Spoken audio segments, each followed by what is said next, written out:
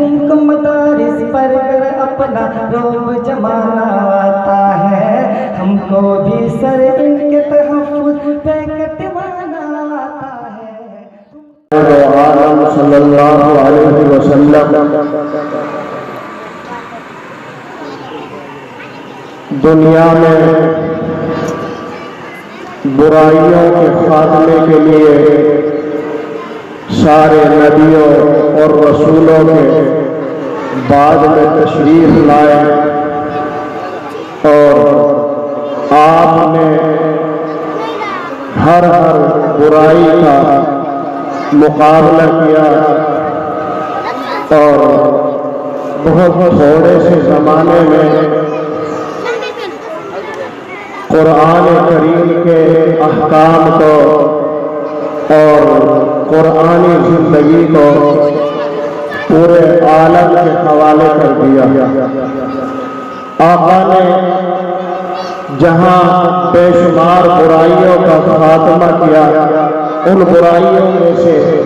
ایک برائی سود اور ربا بھی ہے۔ ربا عربی زبان کا لفظ ہے جس کے معنی لغت میں زیادتی کے آتے ہیں، اور اصطلاح میں ابن عربی کہتے ہیں المراد بالربا فی الآیۃ کل زیادۃ لا یقابلها عوض، ہر ایسی زیادتی ربا کے مقابلے میں کوئی عوض نہ ہو۔ امام جساس کہتے ہیں هو القرض المشروط فيه الأجل وزيادة مال على المستقرض، یعنی کسی کو ادھار دے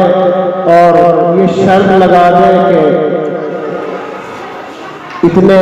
زمانے کے بعد میں، اس مدت کے بعد میں آپ اس چیز کو واپس کریں گے، میں اتنا نفع لوں گا۔ مثلا 10,000 روپے اس نے دیے اور کہا کہ 6 مہینے کے بعد آپ پیسے دیں گے تو میں 12,000 روپے لوں گا، یہ 2,000 روپے سود کے ہیں۔ اللہ کے نبی سرکار دو عالم صلی اللہ علیہ وسلم ایک روایت کے اندر خود سود کی تعریف اس طرح فرماتے ہیں کل قرض جر نفعا فهو ربا، ہر ایسا قرض جو نفع کو حاصل کرنے والا ہے وہ سود ہے۔ آج امت کے اندر سود جیسی بیماری پیدا ہو چکی ہے، ہمارا رات دن کا یہ مشغلہ بن چکا ہے۔ اللہ کے نبی علیہ السلام نے فرمایا تھا کہ ایک زمانہ وہ آئے گا کہ کوئی انسان سود سے نہیں بچے گا بلکہ سب سود کھائیں گے۔ اگر کوئی سود کھانے والا نہ ہو تو کم سے کم اس کی بھوک تو اس تک ضرور پہنچ جائے گی۔ آج وہ زمانہ جو میرے آقا تاجدار کونین جناب محمد رسول اللہ صلی اللہ علیہ وسلم نے آج سے تقریباً 1400 برس پہلے جس کی خبر دی تھی، وہ زمانہ ہمارے بیچ میں آ چکا ہے۔ ہم لوگ مختلف طرح سے سودی کاروبار میں رہتے ہیں، اور ہماری نوجوان نسل تو سٹے میں بہ گئی۔ کھیل ہو رہا ہے پاکستان کا، ہندوستان کا، بنگلہ دیش کا، کسی دوسرے ملک کا، لاکھوں کروڑوں روپے ہم سٹے میں لگا دیتے ہیں۔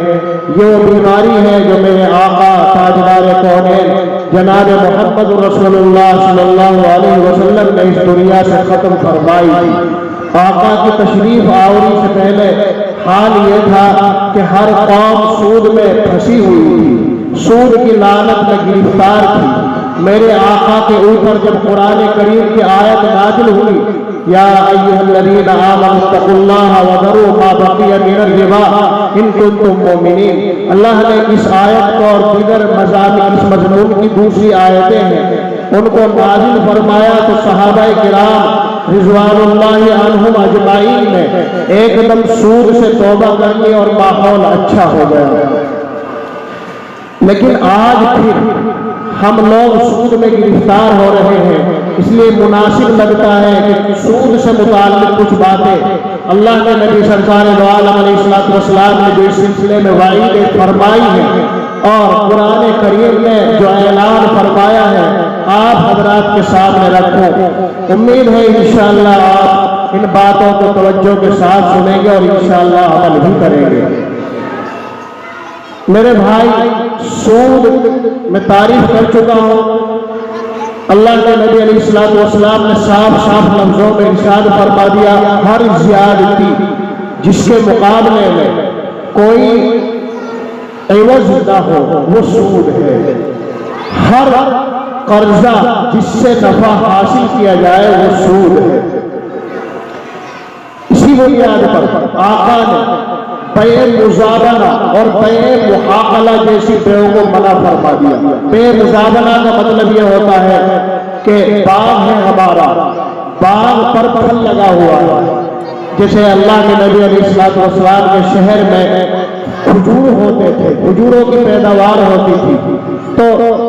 کھجور پیڑ پر لگے ہوئے ہیں، ان کے بدلے میں ہم ٹوٹے ہوئے کھجور دے دیں، کھجور کے بدلے میں کھجور اندازے سے، تو اللہ کے نبی علیہ السلام نے اس سے منع فرمایا۔ ایسے ہی محاقلہ، کھیت میں کھڑے ہوئے گیہوں ہے یا چنا کھڑا ہے یا کوئی دوسرے قسم کا غلہ ہے جو کھیت میں کھڑا ہوا ہے، ہم اس کو بیچ دیتے ہیں ویسے اپنے گھر کے غلے کے بدلے اسی چیز سے، تو یہ اندازے سے بیچنا بھی اللہ کے نبی سرکار دو عالم علیہ السلام نے ناجائز اور حرام قرار دیا ہے۔ اسی طریقے سے ہم لوگ زمین لیتے ہیں، زمین کبھی لیتے ہیں ٹھیکے پر، کبھی 5 ایکڑ، کبھی بٹائی میں۔ اس میں ایک شرط یہ ہوتی ہے کہ ہم کسی زمین والے کو پیسے دے دیتے ہیں، مثلا 5 بیگھے زمین ہے، 2 لاکھ روپے اس کو دے دیے، تو یہ 5 بیگھے زمین ہم بو رہے ہیں، ہمارے 2 لاکھ روپے جو کے تو ہے وہ گھٹتے نہیں۔ جب بھی آپ 2 لاکھ روپے دے دیں گے اپنی زمین چھڑا لیں گے، تو یہ جو پیداوار ہو رہی ہے زمین سے کس چیز کے بدلے میں ہے، اس کا کوئی مقابلہ نہیں ہے، یہ بھی سود ہے۔ اللہ کے نبی علیہ السلام نے اس کو بھی سود قرار دیا ہے، اور سود کی مضرتیں اور اس کے نقصانات قرآن و حدیث کی روشنی میں سمجھنے سے پہلے آپ عقل کی روشنی میں سمجھیے۔ بعض لوگ یہ کہتے ہیں کہ سود سے نفع آتا ہے، لیکن یاد رکھنا سود سے نفع اٹھانے والے بہت کم لوگ ہوتے ہیں، بلکہ ذہن نشین فرما لیں کہ دنیا کے اندر کوئی چیز ایسی نہیں جس کے اندر نفع نہ ہو، ہر چیز کے اندر نفع ہوتا ہے اور ہر چیز کے اندر نقصان بھی ہوتا ہے، لیکن جس کے اندر نفع زیادہ ہوتا ہے اس کو نافع کہتے ہیں، جس کے اندر نقصان زیادہ ہوتا ہے اس کو نقصان دینے والی اور مضر کہتے ہیں۔ لہذا سود کے اندر نفع کم ہے، نقصان زیادہ ہے۔ نفع اٹھانے والے چند لوگ ہو سکتے ہیں، جو صرف مالدار لوگ ہیں وہ نفع اٹھا سکتے ہیں، لیکن پوری ملت غریب ہے اور غریبوں کا اس میں خون چوسا جاتا ہے، بلکہ بسا اوقات غریب آدمی قرضے میں اتنا گر جاتا ہے کہ قرضے کی وجہ سے اور سود کی وجہ سے خودکشی کر لیتا ہے، مر جاتا ہے۔ یہ کیوں پیدا ہوا؟ اس لیے پیدا ہوا وہ سود اچھی چیز نہیں ہے۔ عقل بھی اسی بات کو کہتی ہے۔ بعض لوگ یہ کہہ سکتے ہیں کہ آج بینک کا نظام قائم ہو چکا ہے، ہر انسان اس سے فائدہ اٹھا سکتا ہے، لیکن یاد رکھو بینک کا جو نفع ہے کوئی عقل رکھنے والا آدمی اس بات کا فیصلہ نہیں کر سکتا کہ بینک جتنا سود دیتا ہے اس سے گھر کا گزارا ہو سکے، ایسا ہو ہی نہیں سکتا ہے۔ اس لیے یہ سود کسی بھی اعتبار سے، عقل کے اعتبار سے درست نہیں ہے۔ اور اللہ کے نبی سرکار دو عالم صلی اللہ علیہ وسلم نے اور قرآن کریم نے اس سلسلے میں جو بیان فرمایا اس کو سن کر کے روٹنے کھڑے ہو جاتے ہیں۔ بڑا عجیب و غریب مضمون ہے۔ اللہ تعالیٰ نے یہود کے اوپر اپنی ہزاروں رحمتیں نازل کر رکھی تھی، ان کے اوپر اتنی رحمتیں نازل کی گئی ہیں کہ دنیا کی کوئی قوم ایسی نہیں جو یہود کے برابر اللہ کی نعمتوں سے فائدہ اٹھانے والی نہیں ہو۔ اللہ تعالیٰ نے ہر طرح سے ان کو مالا مال فرمایا ہے، لیکن جب تورات کے اندر اللہ نے سود کو حرام اور ناجائز قرار دیا تو ان کے علماء نے رقیق اور باریک اور گندی تحریف اس میں کی۔ اور کہا کہ یہ جو سود کے سلسلے میں تورات کے اندر احکام ہے یہ یہودیوں کے بارے میں ہے کہ ایک یہودی دوسرے یہودی سے سود نہ لے۔ البتہ کوئی اگر عیسائی ہے، کسی دوسرے مذہب کا ماننے والا ہے تو اس سے سود لے سکتے ہیں، بلکہ ان کا بہت بڑا پادری تھا، وہ بہت بڑا ان کا عبادت گزار اور ان کا عالم تھا، اس نے تو یہ کہہ دیا ہے کہ سود ڈبل سے ڈبل اتنا لیا جائے کہ دوسرا انسان جو کسی دوسرے مذہب کا ہو وہ سود ہی میں پھنس کر کے لے جائے اور اصل سرمایہ سے بھی زیادہ سود ہو جائے بلکہ دو چند ہو جائے۔ تو اللہ تعالیٰ نے جب ان یہود نے اپنے اوپر سود کو جو ان کے اوپر حرام کیا گیا تھا اس میں تعویل کر کے اس کے اوپر دروازے کھول دیے اور اس کو جائز قرار دے دیا تو اللہ تعالیٰ نے ان کے اوپر لعنت فرمائی، ان کی پکڑ فرمائی۔ میں نے جو آیت پڑھی ہے اللہ تعالیٰ اس آیت کے اندر بیان فرماتے ہیں کہ 3 باتیں ایسی ہیں جن کی بنیاد پر ہم نے اپنی بہت ساری نعمتوں سے ان ظالموں کو، ان یہودیوں کو محروم کر دیا۔ فَبِظُلْمٍ مِّنَ الَّذِينَ هَادُوا حَرَّمْنَا عَلَيْهِمْ طَيِّبَاتٍ أُحِلَّتْ لَهُمْ، ایک تو ظلم کی وجہ سے یہ ظلم کیا کرتے تھے لوگوں کے اوپر، اور دوسرے اگر کوئی راہ راست کے اوپر آتا تھا، اللہ تعالیٰ کی معرفت حاصل کرنا چاہتا تھا، اللہ کے پیغام لانے والوں کو ساتھ دینا چاہتا تھا، اللہ تعالیٰ کی عبادت کرنے والوں کے ساتھ کوئی انسان اگر جڑنا چاہتا تھا تو اس انسان کو اس راستے سے روکتے تھے، اس راستے سے الگ کرتے تھے۔ قرآن کریم جب نازل ہونا شروع ہوا تو انہوں نے ایک کمیٹی بنائی جن کا مشن صرف یہ تھا کہ آمنوا وجہ النہار، دن کے شروع کے حصے میں ایمان قبول کر لو اور آخری حصے میں انکار کر دو تاکہ لوگ جان جائے کہ مذہب جھوٹا ہے، تاکہ لوگ اس بات کو مان لیں کہ یہ مذہب کسی لائق نہیں۔ اس لیے انہوں نے قرآن کریم جیسی عظیم کتاب تک کو جھٹلانے کی اور اس کے راستے پر چلنے والے لوگوں کو اس راستے سے روکنے کی انتھک اور ناکام کوشش کی، لیکن اللہ تعالیٰ نے ان کی کوششوں کو ذلیل کیا، اللہ نے خود ان کو بھی ذلیل فرما دیا۔ اور اللہ کی ہزاروں رحمتوں سے جو وہ محروم ہوئے ہیں اس کی تیسری وجہ قرآن کریم نے بیان فرمائی ہے کہ تیسری وجہ یہ تھی کہ یہ لوگ سودی کاروبار کرتے تھے، تو اللہ نے اپنی رحمت سے یہود کو دور کر دیا۔ تو یہود جو اللہ کے سب سے زیادہ قریبی تھے، آپ وہ کہتے تھے ابناء اللہ و احباء، ہم تو اللہ کے دوست ہیں، اللہ کے بیٹے ہیں، آپ کو یہ کہتے تھے، لیکن جب سود جیسی لعنت اللہ نے ان کے اندر پیدا کر دی اور وہ سود جیسی لعنت کے اندر ملوث ہو گئے تو اللہ نے ان کو دھتکار دیا، ایسا دھتکارا کبھی دریائے قلزم میں ان کو ڈبویا جاتا ہے، اسی طریقے سے کبھی ان کو خنزیروں کی شکل میں بدل دیا جاتا ہے، کبھی بندروں کی شکل میں بدل دیا جاتا ہے، کبھی کسی اور طرح سے عذاب آتا ہے، مثلاً بخت نصر کی شکل میں عذاب آتا ہے۔ غرض یہ کہ اللہ نے ان ظالموں کو اس طرح سے سود لینے کی بنیاد پر ذلیل کیا کہ آج دنیا کے جس روزے میں ہے، جس خطے میں ہے، قیامت تک کے واسطے اللہ نے ان کو ذلیل کر دیا۔ ضربت علیہم الذلۃ والمسکنہ، اللہ نے ان کے واسطے ذلت کو اور غربت کو، فقر و فاقے کو لازم کر دیا ہے یہود کے واسطے۔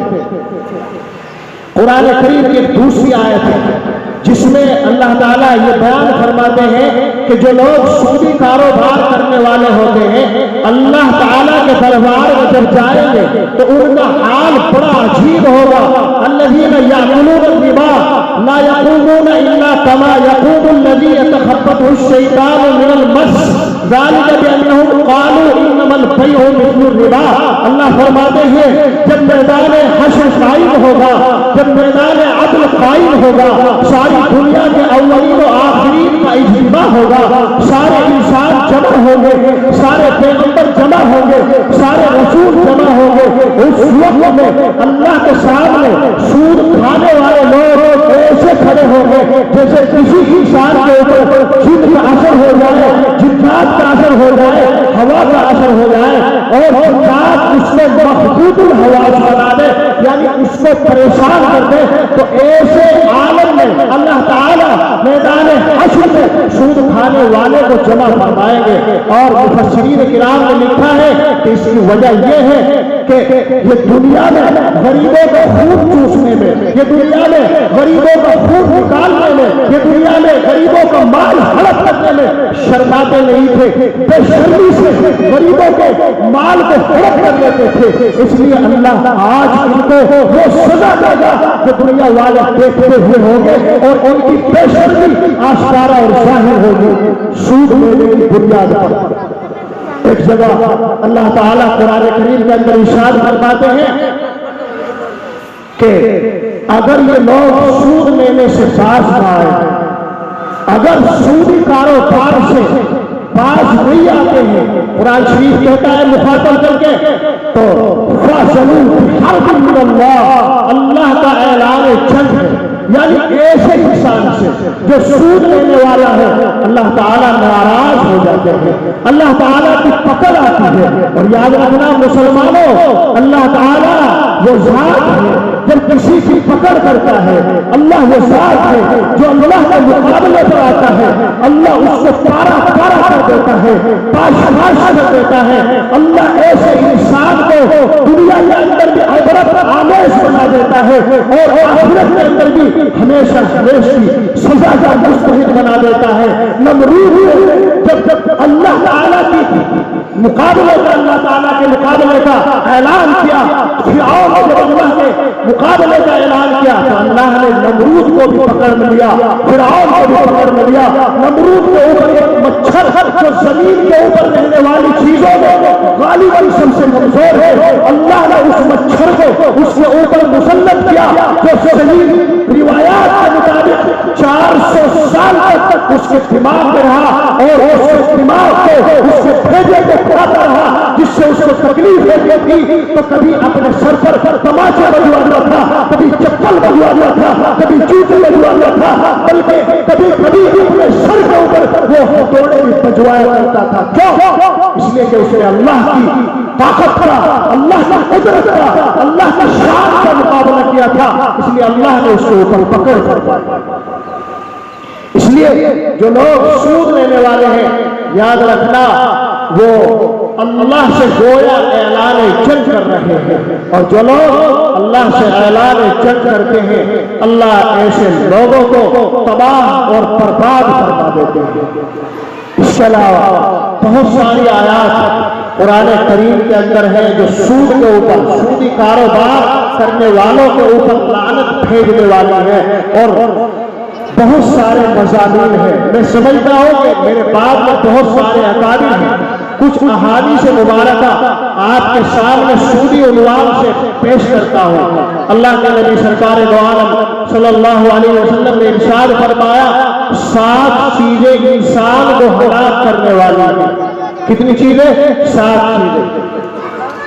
ان 7 چیزوں میں سے میرے آقا نے ایک چیز اس سود کو، اس بیاج کو، اس غنڈہ گردی کو، اس حرام کے مال کو قرار دیا ہے کہ اگر کوئی سود کا کاروبار کرنے والا ہے تو ایسا انسان اللہ کی پکڑ میں آئے گا، ایسے انسان کے اوپر اللہ تعالیٰ کا عذاب ہوگا۔ دنیا کے اندر بھی اللہ تعالیٰ ایسے انسانوں کی شکلیں مست کر دیتے ہیں۔ سودی کاروبار کرنے والا انسان الگ سے پہچان میں آتا ہے، اس کے اوپر لعنت ہوتی رہتی ہے۔ ایک روایت ہے میرے آقا نے فرمایا 4 انسان ایسے ہیں جن کو اللہ کسی حال میں معاف نہیں فرمائے گا۔ ایک مشرک، شرک کرنے والا، ایک ماں باپ کا نافرمان، اور ایک یتیموں کا مال ناجائز طریقے سے ہڑپ کرنے والا، اور چوتھا سودی کاروبار کرنے والا۔ صحیح مسلم کی ایک روایت ہے اللہ کے نبی سرکار دو عالم علیہ السلام نے ارشاد فرمایا سود لینے والا بھی، سود دینے والا بھی، سود پر گواہ بننے والا بھی،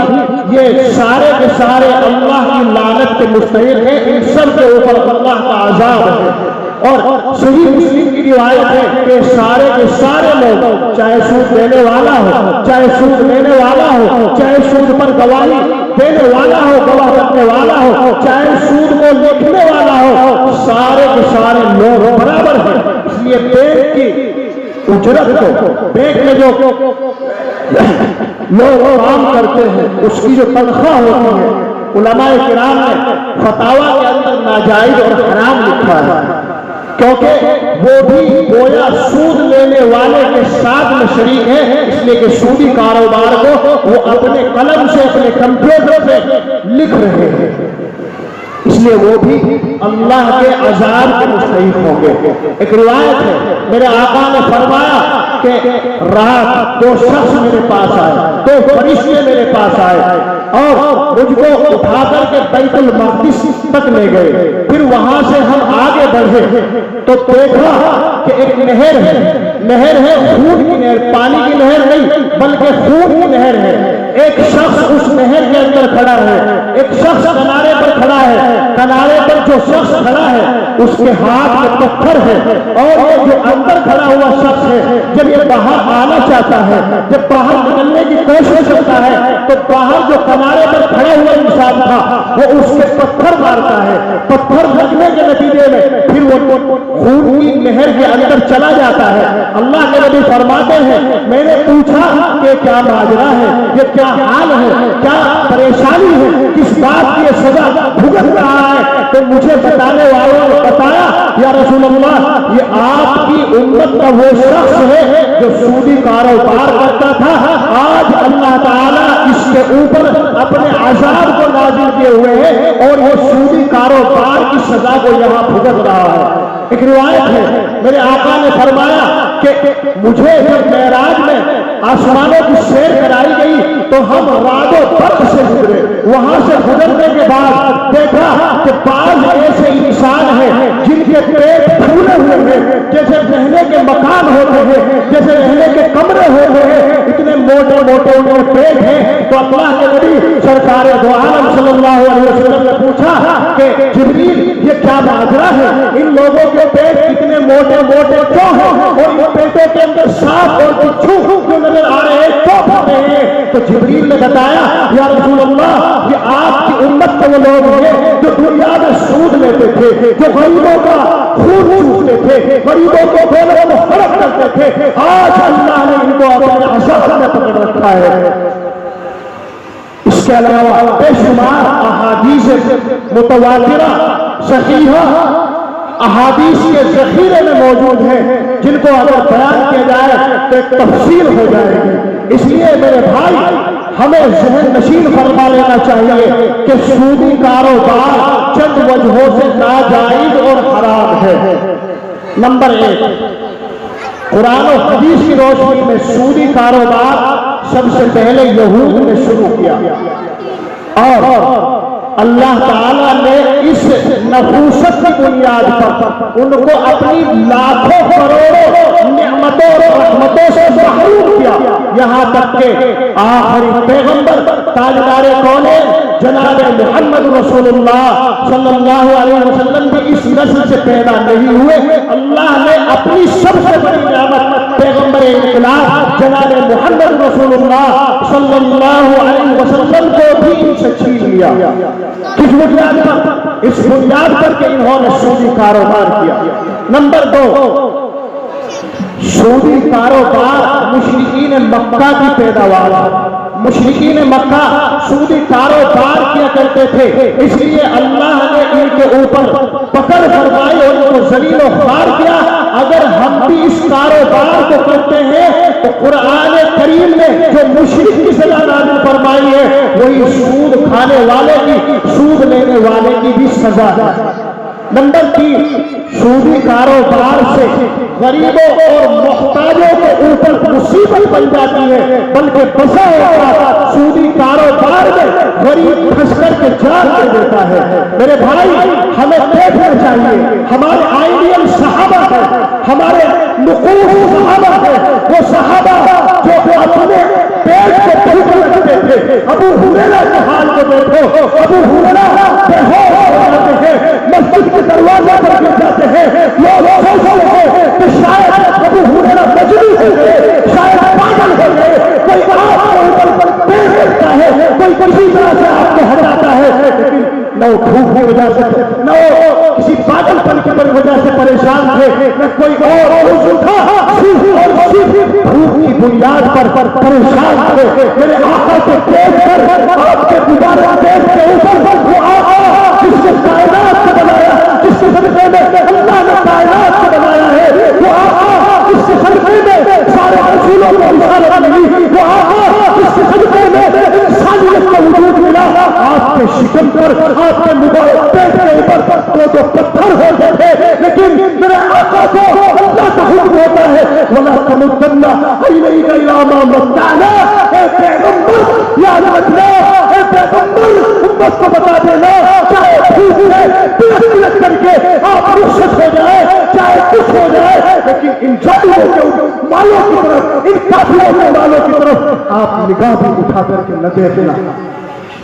میرے آقا کو تو اس بات کی تعلیم ہے، ہم حرام اور حلال کی تمیز نہیں رکھتے،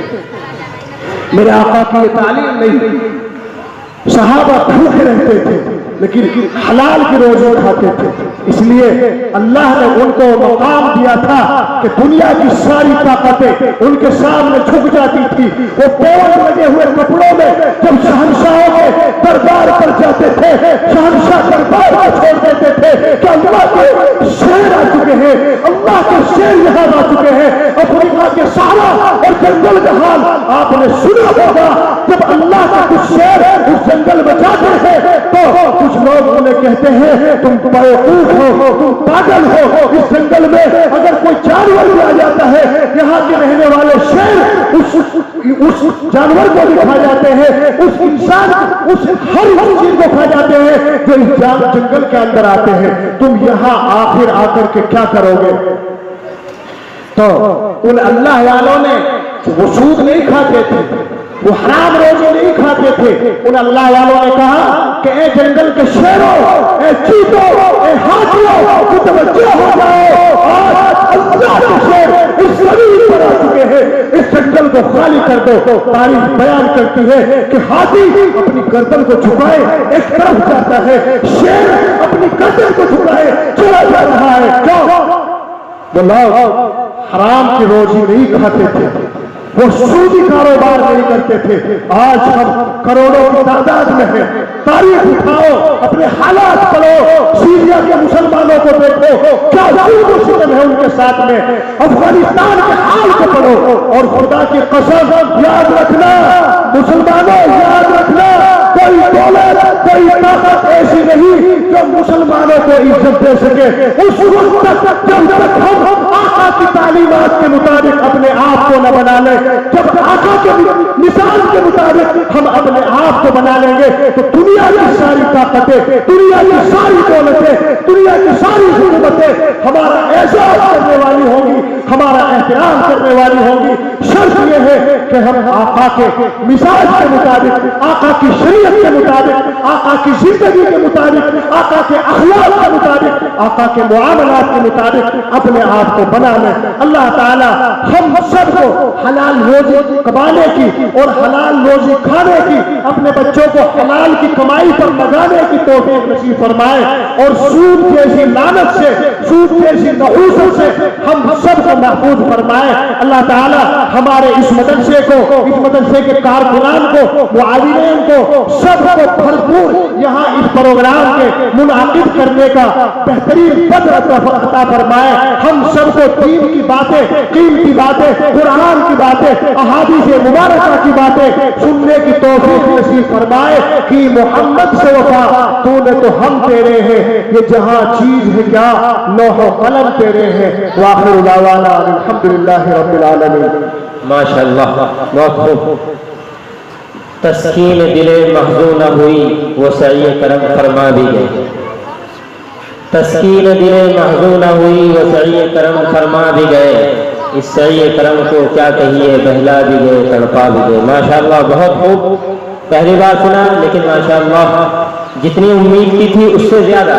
माशाअल्लाह इस मजलिस का हक अदा किया हज़रत मौलाना मोहम्मद साहब कासमी दामत बरकातुहुल आलिया ने। अल्लाह हज़रत को जज़ाए खैर अता फरमाए, मज़ीद तरक्की से नवाज़े।